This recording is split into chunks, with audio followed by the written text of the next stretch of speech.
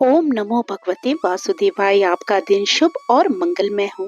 प्रिय भक्तों, अधिक मास के 16वें अध्याय में आज हम जानेंगे सुदेव शर्मा और गौतमी के पुत्र सुखदेव की अद्भुत कथा, जहां एक और भगवान की कृपा से प्राप्त पुत्र सुख का कारण बनता है, वहीं दूसरी ओर भविष्य में आने वाले दुख का संकेत भी मिलता है। तो आइए श्रद्धा और भक्ति के साथ इस प्रेरणादायक कथा का श्रवण करें। पिछले अध्याय में आपने सुना था कि किस प्रकार सुदेव ब्राह्मण ने पुत्र प्राप्ति की इच्छा से भगवान विष्णु को प्रसन्न करने के लिए घोर तप किया। जब भगवान विष्णु उसके समक्ष प्रकट हुए तो उन्होंने कहा कि हे सुदेव, तुम्हारे भाग्य में 7 पीढ़ियों तक पुत्र योग नहीं है। फिर गरुड़ देव के प्रार्थना करने पर कि हे भगवान, ये आपका भक्त है, आप इसे एक पुत्र अवश्य प्रदान कीजिए। तो भगवान श्री हरि ने गरुड़ को आज्ञा दी कि तुम ही इसको एक पुत्र प्रदान करो। चलिए अब इससे आगे की कथा का श्रवण करते हैं। श्री नारायण बोले, हे महाप्रज्ञ, हे नारद, वाल्मीकि ऋषि ने जो परम अद्भुत चरित्र दृढ़ धनवा राजा से कहा, उस चरित्र को मैं कहता हूँ, तुम सुनो। वाल्मीकि ऋषि बोले, हे दृढ़ धनवा, हे महाराज, हमारे वचन को सुनिए। गरुड़ जी ने केशव भगवान की आज्ञा से इस प्रकार ब्राह्मण श्रेष्ठ से कहा। गरुड़ जी बोले, हे द्विज श्रेष्ठ, तुमको 7 जन्म तक पुत्र का सुख नहीं है। ये जो वचन हरि भगवान ने कहा है, सो इस समय तुमको वैसा ही है। फिर भी कृपा से स्वामी की आज्ञा पाकर मैं तुमको एक पुत्र अवश्य दूंगा। हे तपोधन, हमारे अंश से तुमको एक पुत्र होगा, जिस पुत्र से गौतमी के साथ तुम मनोरथ को प्राप्त करोगे। किंतु उस पुत्र से होने वाला दुख तुम दोनों को अवश्य मिलेगा। हे द्विज शार्दुल, तुम धन्य हो जो तुम्हारी बुद्धि हरि भगवान में हुई। हरि भक्ति सकाम हो या निष्काम, हरि भगवान को दोनों ही प्रिय है। मनुष्यों का शरीर जल के बुदबुदे के समान क्षण भर में नाश होने वाला है। उस शरीर को प्राप्त करके जो हृदय में हरि के चरणों का चिंतन करता है, वह धन्य है। इस अत्यंत दुस्तर संसार से तारने वाले हरि भगवान के अलावा दूसरा और कोई नहीं है। ये हरि भगवान की ही कृपा से मैंने तुमको पुत्र दिया है। मन में श्री हरि को धारण कर सुख पूर्वक विचारो और उदासीन भाव से संसार के सुखों को भोगो।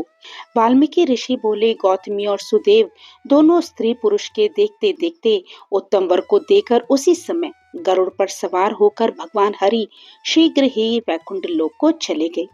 सुदेव शर्मा भी स्त्री के साथ अपने मन के अनुसार पुत्र रूप वर को पाकर अपने घर को आया और उत्तम गृहस्थाश्रम के सुख को भोगने लगा। कुछ समय बीतने के बाद गौतमी को गर्भ रहा और 10वां महीना प्राप्त होने पर गर्भ पूर्ण हो गया। प्रसूति काल आने पर गौतमी ने उत्तम पुत्र पैदा किया और पुत्र होने पर सुदेव शर्मा बहुत प्रसन्न हुआ। श्रेष्ठ ब्राह्मणों को बुलाकर जात कर्म संस्कार किया और अच्छी तरह स्नान कर ब्राह्मण श्रेष्ठ सुदेव शर्मा ने उन ब्राह्मणों को बहुत सा दान दिया। ब्राह्मण और स्वजनों के साथ बुद्धिमान सुदेव शर्मा ने अपने पुत्र का नामकरण संस्कार किया। कृपालु गरुड़ जी ने प्रेम पूर्वक कृपा से मुझे ये पुत्र दिया है। शरतकालीन चंद्रमा के समान उदय को प्राप्त तेजस्वी ये शुक के सदृश है, इसलिए मेरा ये पुत्र शुकदेव नाम वाला हो। माता के मन को आनंद देने वाला वह पुत्र पिता के मनोरथों के साथ साथ शुक्ल पक्ष के चंद्रमा के समान बढ़ने लगा। पिता ने हर्ष के साथ उपनयन संस्कार कर गायत्री मंत्र का उपदेश किया। बाद में वह बालक वेद आरंभ संस्कार को प्राप्त कर ब्रह्मचर्य व्रत में स्थित हुआ। उस ब्रह्मचर्य के तेज से युक्त बालक साक्षात दूसरे सूर्य के समान शोभित हुआ। बुद्धि सागर उस बालक ने वेद का अध्ययन प्रारंभ किया। उस गुरु वत्सल बालक ने सद्बुद्धि से अपने गुरु को प्रसन्न किया और गुरु के एक बार कहने मात्र से समस्त विद्या को प्राप्त किया। वाल्मीकि ऋषि बोले, एक समय कोटि सूर्य के समान प्रभाव वाले देवल ऋषि वहां आए। उनको देखकर हर्ष से सुदेव शर्मा ने दंडवत प्रणाम किया। अर्घ पाद्य आदि से विधि पूर्वक उन देवल मुनि की पूजा की और महात्मा देवल के लिए आसन दिया। अति तेजस्वी देवदर्शन देवल ऋषि उस आसन पर बैठ गए। बाद में अपने चरणों पर बालक को गिरे हुए देखकर देवल मुनि बोले, अहो हे सुदेव, तुम धन्य हो। तुम्हारे ऊपर भगवान प्रसन्न हुए, क्योंकि तुमने दुर्लभ सुंदर श्रेष्ठ पुत्र को प्राप्त किया है। ऐसा विनीत, बुद्धिमान, बोलने में चतुर, वेद पाठी और शीलवान पुत्र कहीं भी किसी के यहाँ नहीं देखा। हे पुत्र, यहाँ आओ, तुम्हारे हाथ में ये कौतुक क्या देखता हूँ। सुंदर छत्र, दो चामर, यव रेखा के साथ कमल, जानू तक लटकने वाले हाथी के सूंड के समान ये तुम्हारे कान, कान तक फैले हुए विशाल लाल नेत्र, शरीर गोलाकार का, त्रिवल्ली से युक्त पेट है। इस प्रकार उस बालक के विषय में कहकर उस ब्राह्मण को उत्कंठित देखकर देवल ऋषि फिर बोले, अहो हे सुदेव, ये तुम्हारा लड़का गुणों का समुद्र है। कंधा और कोक का संधि स्थान गुड़ है। शंख के समान उतार चढ़ाव युक्त गले वाला, ऊंची छाती, लंबी गर्दन, बराबर कान, बैल के समान कंधा, इस तरह समस्त लक्षणों से युक्त ये पुत्र श्रेष्ठ भाग्य का निधि है। एक ही बहुत बड़ा दोष है जिससे सब व्यर्थ हो गया। इस प्रकार कहकर सिर कपाते हुए दीर्घ श्वास लेकर देवल मुनि बोले, प्रथम आयु की परीक्षा करना, बाद लक्षणों को कहना चाहिए। आयु से हीन बालक के लक्षणों का क्या प्रयोजन है।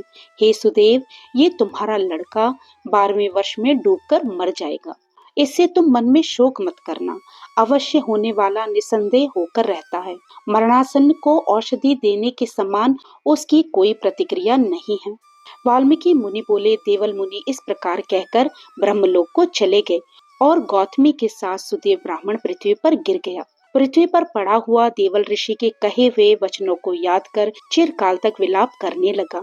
उसके बाद उसकी स्त्री गौतमी धैर्य धारण करती हुई पुत्र को अपनी गोद में लेकर प्रथम प्रेम से पुत्र का मुख चुंबन कर बाद पति से बोली, गौतमी कहने लगी, हे द्विजराज, होने वाली वस्तु में भय नहीं करना चाहिए। जो नहीं होने वाला है वह नहीं होगा और जो होने वाला है वह होकर ही रहेगा।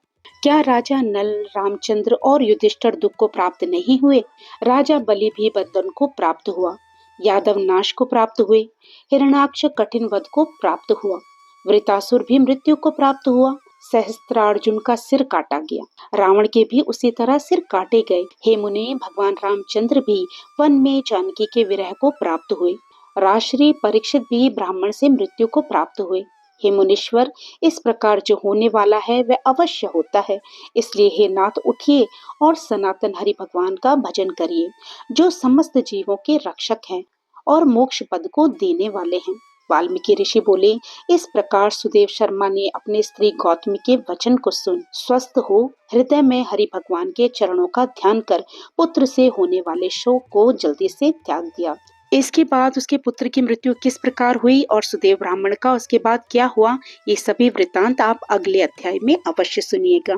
तो भक्तों, आज के इस अध्याय से हमें ये शिक्षा मिली कि सुख और दुख जीवन के दो पहलू हैं, परंतु जो व्यक्ति हर परिस्थिति में भगवान श्री हरि पर विश्वास रखता है वह कभी विचलित नहीं होता। भाग्य में जो लिखा है वह अवश्य घटित होता है, किंतु भक्ति और भगवान का स्मरण हमें हर संकट का सामना करने की शक्ति प्रदान करता है। कथा अच्छी लगी हो तो वीडियो को लाइक कीजिएगा और अगर आप मेरे चैनल पे नए हो तो प्लीज मेरे चैनल को सब्सक्राइब करना मत भूलिएगा। तो फिर प्रभु का नाम लेते रहिए और पुण्य के भागी बनते रहिए। जय श्री कृष्णा, राधे राधे।